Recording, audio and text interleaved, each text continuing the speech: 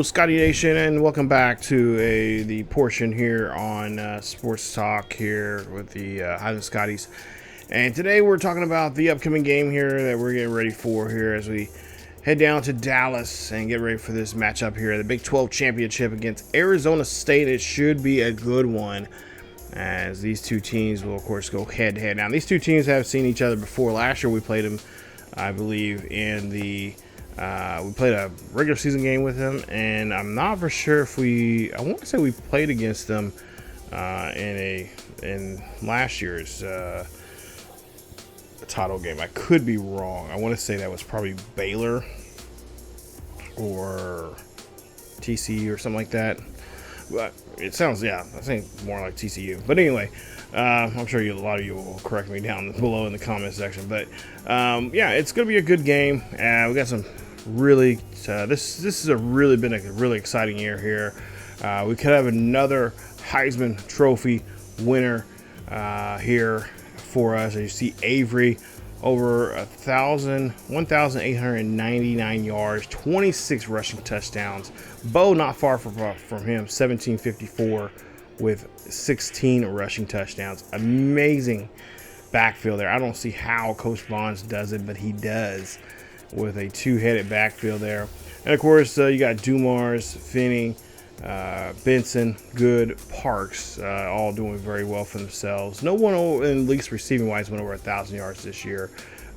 When you have receivers like this and a tight end that plays so well and you're spreading the ball out, that's a good thing. That shows that it's a true, obviously you want someone to be a breakout star for your team, but spreading the ball around and seeing what guys can do. And guys, the guy from last week may not be the star that the following week, but they do a great job there helping each other out, complement their style of play with one another here at Highland, and that's been a very huge plus for us. Not to mention on the defensive side of things, which we can't forget about that, because defense, they say wins championships. You got Woolfolk, you got Barr. Not to mention you have Jenkins, you got O'Quinn, who's a freshman, you got Locklear, who's a senior, a redshirt senior. Just very talented guys there. West, who else? Fields, Kemp, all those players there doing a great job. Dilworth really having a breakout year here as well. You see O'Quinn leads the team in 16.5 sacks. Woolfolk right behind him with 16. Just a great year here for our defense, and I'm hoping that we'll see this type of play that we're seeing from our defensive side of the ball here, and really have honestly, we had Woolfolk and Barr again for the second year in a row in the final one as one of the top 5 finalists for the Heisman, and ends up we end up getting one of the three. It's like, wow. How many teams can say they have something like that, or that's ever happened? And we've had it happen for us now second year in a row here at Highland. So Coach Bonds knows how to produce teams here. He knows how to develop players. And of course, a lot of people are wondering, is this going to be another year here he's going to have to be here another year, as he's really helped change the program ever since he left a couple years ago. He was the AD here at Highland. Had some really tough years, and then now recently just came back. This is his second year back as the head coach here at Highland. Can this continue on? And we'll have to see. There's been a lot of reports saying that this could be his final year. We've tried to get him, to talk to him about that. He said that he will come talk to us at the end of the season, and but he has one thing he has been talking about. He has been the talks of retirement. Want to spend time with his kids as well as his grandkids. And for a man that's in his late 60s, early 70s, it doesn't look like it, to be honest. But nonetheless, he does a great job playing or showing what he can do as a head coach here, producing a lot of talent going to the NFL and then beyond. Right now his son is is a head coach down there at Jacksonville for the Jaguars. There having a great year there, and having the same type of success as dad did here in college football, but now on that next level. Of course, same thing with by far one of his best quarterbacks he's ever coached, that being Matt Marvel, and what he's doing down there at Memphis there with the Tigers. But as you take a look here, we're looking at the schedule here, and this was a crazy. I mean, look at the numbers we're putting up here. We're literally putting up well, I'm sure the average is probably now higher here, but I would imagine about 35 points a game here. As you see, obviously you see a couple of plus, a little more than that. UCF game, we kind of, went nuts, almost scored 80 points on them. And Coach Bonds, of course, he's like, hey, we're running the offense. We're gonna run our offense this way. That's how we're gonna run it. We're not gonna back down. Of course, he will put some backups in there to get that, experience to be on the field there. But he runs a legitimate offense, no different than any other school out there that would. Your Oklahomas, your Texases, your Alabamas, your Georgias. They're gonna go out there, put the guys out there, see what they can do, and of course, and the job is for him is I got to win games, and that's exactly what they do here. And of course, he has had a quarterback controversy as well going into this, as Tyreek Robinson didn't do so well. He was told to take a lesser role here on the squad.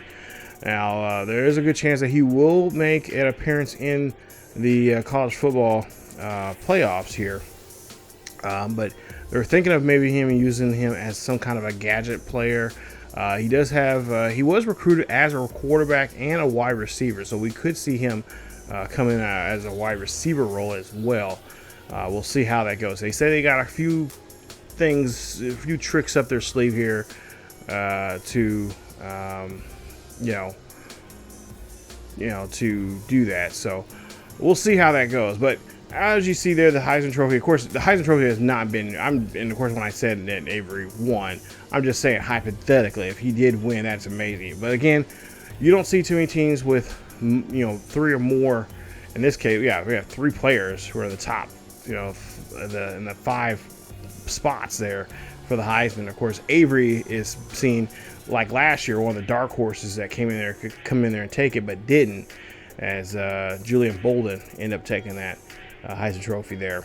But this year, I really think this is going to be his year to win that championship. I mean, who else put up big numbers like he has and deserves to be in that position there as a Heisman Trophy candidate? We'll see how things go. And of course, this Big 12 game is going to be his make or break when it comes to deciding on who is going to walk away with that trophy. I think obviously if the season ended right now, he would have that trophy and would be the newest Heisman Trophy winner. But we still got one more game to go, and we'll see the announcement after the championship week is finished. So here's some of the bold predictions here. And of course, hopefully your favorite team is going to be in those, get a chance to be in here. And of course, these are just predictions. This is what we're projecting right now of what schools are going to go where and what bowls are going to be playing in. But of course, everyone has a championship game for the most part, or at least, there's every conference right now has a championship game, at least with the exception of obviously the Pac-12, who will next year have they will have new teams there and possibly could have a Pac-12 championship game being played, but that is said has yet been said here. But as we take a look here, we've got some pretty good, interesting bowls that some possible matchups we could be seeing. And of course, for us, we're trying to get into that college football playoffs, as we obviously are the number 2 team in the nation. And if we can secure an automatic bid going into or coming out of this game here against Arizona State, then we were pretty much locked solid there. Right now, they're projecting us as number 1. If the season ended today, we would be facing either Arkansas or UAB, which are the 8 and 9 teams right there. And so, But yeah, we're just right now just trying to take Coach Bonds talking about it with his guys all week long, one play at a time, one game at a time. Within that game, one play at a time, and so on and so forth. And that's how they can get to that next level. Excuse me. Like they have been every single week going into these games, and just putting up some good numbers. We ended the season, regular season, 12-0. We are 8-0 in the Big 12. Arizona State right behind us. They're 5-3. Kansas, or I should say Kansas State 9-3, 5-3 there for Kansas State. There you see the 4-4 Cincinnati Bearcats, and then of course there you see the rest of the Big 12 there. But very successful year here. A lot of some pretty good teams. Iowa State was they had a tough go there for a while, but really picked up the pace after they got done playing against us. And then let's see. Oklahoma State, I was really kind of disappointed. I was really hoping that they were going to be a team that we were going to be facing in the Big 12 championship, but it seems like now they're kind of there's been issues with them. I know they had a couple of injuries issues, and of course we have not played them here in this series yet. To be honest, I don't think we've had a regular season game with them, so we'll have to see if that'll be the case. We'll hopefully get a chance to play them next season, as we will have divisions. But as we take a look here at Chills, he is a quarterback there for them. He's got good decent accuracy there, good power, throw power from him. And, of course, he also can definitely take off if he needs to with his quickness. But, yeah, there you see deep passing. He's got a really good, almost 90 at his short accuracy. Of course, 9 interceptions, 33 touchdowns. He, of course, transferred to Arizona State from Michigan State from last year. So this is his first year as their quarterback as a junior, and he is definitely doing a very good job here with this team to getting up to this point. McCat Skills, they're doing one of their halfbacks. Very talented young man. You see his looseness. He's got excellent hands there. He's definitely a guy that can run out of the backfield there on those short routes, because he does have a great short route composure to himself. But there you see 1,035 yards, 9 rushing touchdowns, 2 fumbles this season, and he is definitely going to be a person that we're going to have to be very watchful for in that backfield there. We've been doing a great job there stopping the run. Of course, we've had a couple of instances where that didn't happen. We did give up, obviously, some yardage to some different players on different teams there, but the overall aspect of things, we've been pretty much the dominant team in the nation when it comes to stopping the run. And so me personally, I don't think that Coach Bonds and this team is going to have to worry about that too much. But to say the least, there'll be something that it's always their main focus on and going to these games here is how can we stop the running game from happening. Of course, Jordan Tyson, the wide receiver there, 6 touchdowns on 39 receptions, 479 yards from him in the receiving game.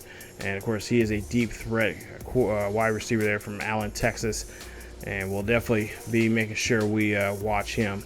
Now on the defensive side of things here, we got the Wilson here, strong safety, a senior, and he's actually a redshirt senior. It looks like he's a good help with the stopping the running game there. So we'll have to make sure we kind of watch him as he starts to lurk and sneak up on the line here to try to stuff us in the backfield there. I think for the most part here, I think we'll probably, obviously, I think for the most part, I think at least talking to Coach Bonds and looking at some of the strategies they were talking about going into the week. They're going to kind of combine the with the idea with the running game. They're going to try to run the ball inside and work it on the outside as well. So they can kind of confuse and upset Wilson and not give him any opportunities to come in there to stop the run, and have them try to figure out where the ball is coming when it comes to the run. Where is it going to be the inside? Is it going to be the outside? Or are they going to be coming out of the backfield with a catch or some sort there? So I feel like there's going to be a mixed bag of stuff that the offense for the Highland Scotties can do this week here with them. They're going to try to do their best to kind of put some confusion here to this defense. Defensive tackle there, Jacob Rich Kongok. He is their defensive tackle there. It likes to plug up the line there. And, one of the players that, I was like I said about mixing it up, this is probably one of the reasons why, as he can really plug the line up here and cause some mayhem up in that middle there. So kind of run the ball away from him, make sure he does not grab us or takes us down there. As like we said, we're trying to get some good numbers here, trying to really seal the deal for the running game when it comes to the Highland Scotties and their two monsters of the backfield there. They're two bulldogs. You want to put that in that kind of context there in the backfield there for this offensive line, or rabbit Scotties in that backfield there. But there you see his numbers there: 5 TFLs, 27 tackles this season. He is a freshman. And then of course Abney the second, their corner.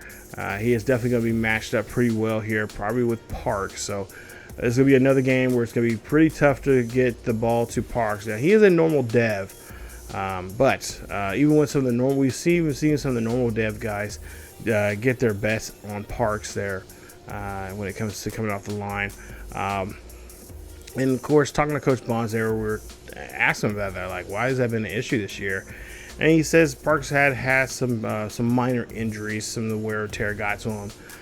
So they have this. They've said in this run here that they're going to go on, and this game, and of course once they get to the playoffs, they're going to try to move Parks around here. He's going to be kind of a slot receiver.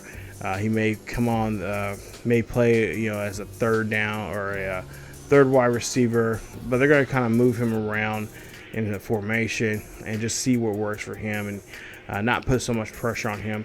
I think the person I think Coach Bonds, and I kind of mentioned this to him, but I think the person that would really work out in this playoff run that we're going to be going into is Dumars. He has just been doing an excellent job here. I think he's a sophomore for us, if not a junior, one of the two.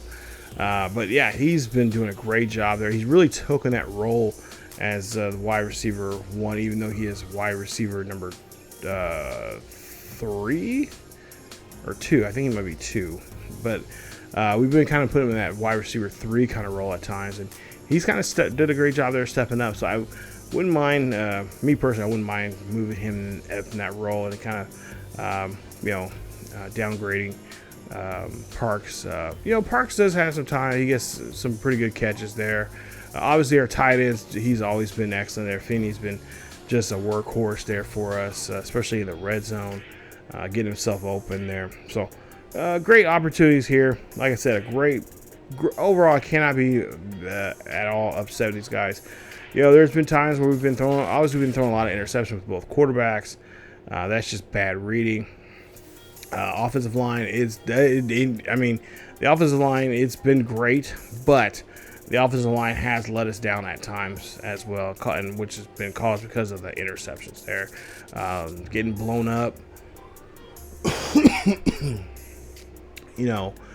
Letting guys slip through the line, whatever the case may be. All this different scenarios that can happen to, ruin our chances to move the ball, because we've had a lot of times where it's like, wow, this is a short run, like this is a 3rd and 1 or 3rd and inches, and they just get blown up on the line. Or if it's a pass situation, the pass blocking has just been horrific, and we've got to literally have the quarterback run for his life and and get himself in position so he can throw the ball down the field, in which that's obviously at times came back and bit us in the butt as well. So but the offensive line is, like I said, it's been we're working with different guys, we're changing guys out, seeing what works, and that's been the main reason why for the most part here, the rushing has been so valuable for us that we just like, okay, we're just gonna have to run the ball as much as we possibly can and really rely on that run, which has been our thing, and a lot of teams know that. And if they figure out how to stop the run, then we're definitely going to be in trouble, because that passing is not there just yet. I think we need another year, maybe another 2 years. We we'll have a decent passing offensive line there for ourselves. But right now we're just getting kind of just skating by right now. I think we got to be we got to pound the rock really well during the playoffs if we do get into the playoffs here, and a lot of short passing. I would even say a couple RPOs at times as well. So, but yeah, running is going to be very important for us. That's how we're going to have to win a lot of these games. And of course, obviously, the defense has been doing a great job there for us. They've been playing lights out, and that's been very successful for us. So, but yeah, if we get blown up a lot like we have been in a couple of these games when it comes to the passing, whew, man, I don't really want to put all the pressure on the offense, but on the running backs there. But yeah, that's like I said, that's something that we're really focusing on during these scouting these players here, especially when it comes to offensive lines. We got to get better. These guys got to get smarter and more ready for pass blocking. Well, that being said, that's pretty much it here in today's episode of the Highland Scotties Team Builder, Scotties Sports Talk episode here, as we wrap up the final game of the Big 12 season, as we play for the Big 12 championship there. Like I said, played in Dallas there in Jerry's World, and we'll see how things turn out to be and how they will go. And of course, we'll see if we win the Heisman Trophy, as well as whatever other awards, because we got a couple other players up for some serious awards, so we could be bringing home some serious hardware for ourselves going into the playoffs. And of course, we'll see you the final, portrait of what the college football playoffs will look like. So stay tuned for that video. It'll come up very, very soon here on the channel. As always, Scotty Nation, Dog Pound, get ready as we get ready for the Big 12 championship, going up against the Sun Devils of Arizona State in the next video. As always, keep yourselves healthy, and I will see you all next time.